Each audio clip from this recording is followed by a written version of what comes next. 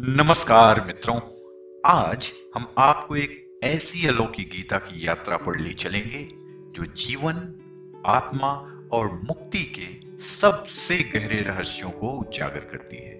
यह गीता है अष्टावक्र गीता, जो भगवान कृष्ण की भागवत गीता से भी गहन और गूढ़ मानी जाती है। यह केवल भक्ति या धर्म की बातें नहीं करती, बल्कि सीधे आत्मज्ञान की ओर ले जाती है। तो चलिए आज हम इस दिव्य ग्रंथ को सरल भाषा में समझते हैं और इसकी अमृतवाणी को अपने जीवन में उतारने का प्रयास करते हैं।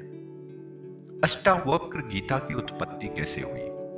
अष्टावक्र गीता एक प्राचीन उपदेशात्मक ग्रंथ है जो वेदों और उपनिषदों की परंपरा से प्रेरित है। ऐसा माना जाता है कि यह ग्रंथ वैदिक काल के बाद लिखा गया और इसमें आत्मज्ञान, अद्वैत वेदांत और आत्मा की सर्वोच्च स्वतंत्रता पर चर्चा की गई है। इस ग्रंथ की रचना ऋषि अष्टावक्र द्वारा मानी जाती है, जिन्होंने राजा जनक को आत्मज्ञान का सीधा और सरल मार्ग दिखाया।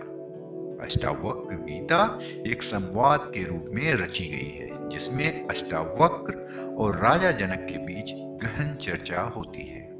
यह चर्चा आत्मा, ब्रह्म, माया और मोक्ष के रहस्यों को उजागर करती है। इसे अद्वैत वेदांत का शिखर माना जाता है और यह सीधा आत्मज्ञान प्रदान करने वाला ग्रंथ है। काफी कंफ्यूजन की वजह से मैंने थोड़ा सा अष्टावक्र गीता, भगवान श्री कृष्ण द्वारा भागवत गीता में क्या अंतर है को भी कवर करने की कोशिश की है। श्री कृष्ण भगवान के द्वारा दी गई भागवत गीता में 18 अध्याय हैं और वहीं पे अष्टावक्र गीता में 20 अध्याय हैं। लेकिन पॉइंट बाय पॉइंट अगर देखें तो उपदेश की प्रकृति और संदर्भ में भागवत गीता कृष्ण भगवान और अर्जुन के बीच कुरुक्षेत्र के युद्ध क्षेत्र में हुआ संवाद है। यह महाभारत का एक हिस्सा है और अर्जुन की मानसिक द्वंद्व और शोक को दूर करने के लिए उपदेश दिया गया है। वहीं पर अष्टावक्र गीता यह ऋषि अष्टावक्र और राजा जनक के बीच हुआ संवाद है, जो एक शांतिपूर्ण वातावरण में हुआ था।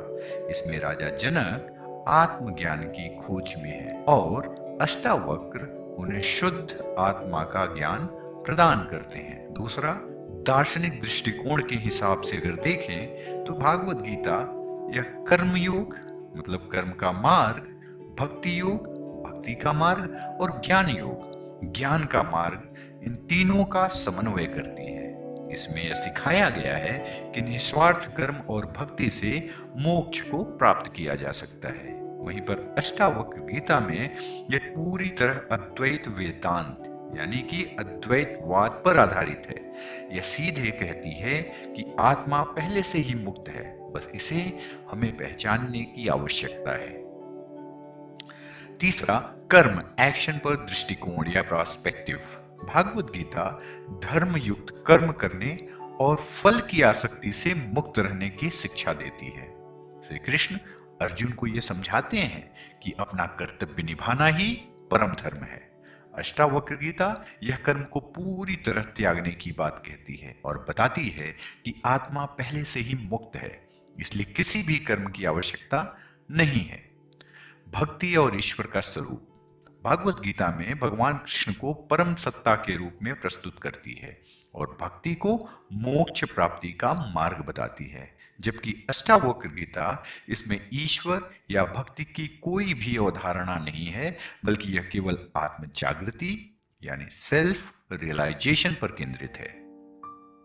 शैली और भाषा अगर देखें हम तो भागवत गीता में क्रमबद्ध और दयालु दृष्टिकोण है, जहां पे श्री कृष्ण अर्जुन को धीरे धीरे अज्ञान से ज्ञान की ओर ले जाते हैं।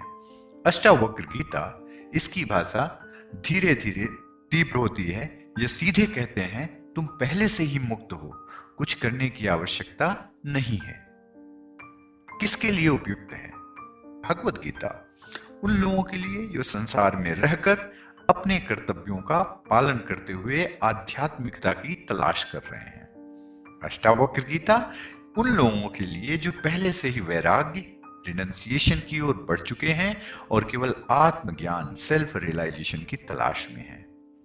थोड़ा सा लिबरेशन पे भी बात करते हैं। लिबरेशन यानी मोक्ष प्राप्त करने का मार्ग। भगवत गीता भक्ति, निस्वार्थ कर्म, ध्यान और ज्ञान के माध्यम से मोक्ष प्राप्त करने की शिक्षा देती है। वहीं पर अष्टावक्र गीता कहती है कि जैसे ही व्यक्ति समझ लेता है कि वह पहले से ही मुक्त है, उसे कुछ भी करने की आवश्यकता नहीं रह जाती। दोनों ग्रंथ आत्मज्ञान की ओर ले जाते हैं, लेकिन उनके मार्ग अलग अलग हैं। भगवत गीता कर्म, भक्ति और ज्ञान का संतुलन प्रस्तुत करती है, जो जीवन जीने की व्यावहारिक शिक्षा देती है, जबकि अष्टावक्र गीता सीधे और स्पष्ट रूप से अद्वैत का ज्ञान देती है। आइए अब शुरू करते हैं अष्टावक्र गीता की कहानी की शुरुआत। ये राजा जनक और ऋषि अष्टावक्र के बीच में हुई। बहुत समय पहले मिथिला के पराक्रमी और विद्वान राजा जनक को आत्मज्ञान की तीव्र जिज्ञासा हुई। उन्होंने अनेकों ऋषियों मुनियों के पास जाकर बहुत ही कॉम्प्लेक्स गूढ़ प्रश्न पूछे, लेकिन कोई भी उन्हें पूर्ण संतुष्टि नहीं दे पाया। उनका मन बेचैन था। वे जानते थे कि राज सत्ता, वैभव और सुख सुविधाएं नश्वर हैं, परंतु सच्चा आनंद क्या है, आत्मा क्या है? इन प्रश्नों ने उन्हें व्याकुल कर दिया। फिर एक दिन मिथिला के राजमहल में एक दिव्य दृष्टि वाले युवा ऋषि पधारे। नाम था अष्टावक्र। उनका शरीर जन्म से ही टेढ़ा मेढ़ा था, लेकिन उनकी वाणी में ऐसा तेज था कि पूरी सभा चकित रह गई।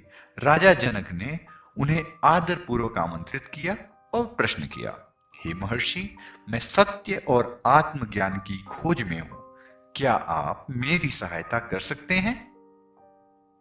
अष्टावक्र मुस्कुराए और बोले, राजन, आत्मज्ञान कोई पुस्तक या प्रवचन से नहीं मिलता, यह केवल अनुभव से प्राप्त होता है। यदि आप वास्तव में इसे समझना चाहते हैं तो अपनी मोह माया को त्याग कर सत्य की अनुभूति करें। शरीर नहीं, केवल आत्मा।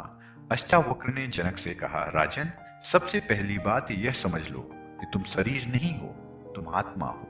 यह शरीर तो नश्वर है, लेकिन आत्मा शाश्वत है। जिस दिन तुम यह समझ जाओगे, उसी दिन तुम्हारा मोह मिट जाएगा।